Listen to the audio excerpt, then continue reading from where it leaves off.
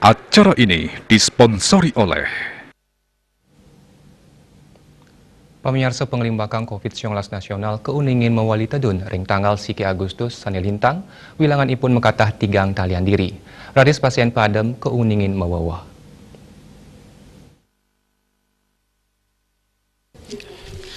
Nasional talar nguningayang pewuhan pasien padem kantos solas diri.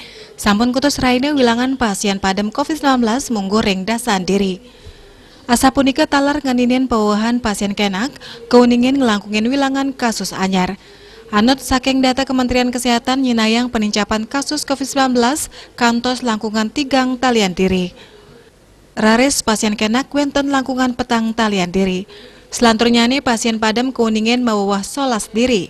Asa punika talar pasien COVID-19 sani kantun kerawat, langkungan petang dase talian diri miwah suspek wenten langkungan limang talian diri. Bali Pos nguningayang.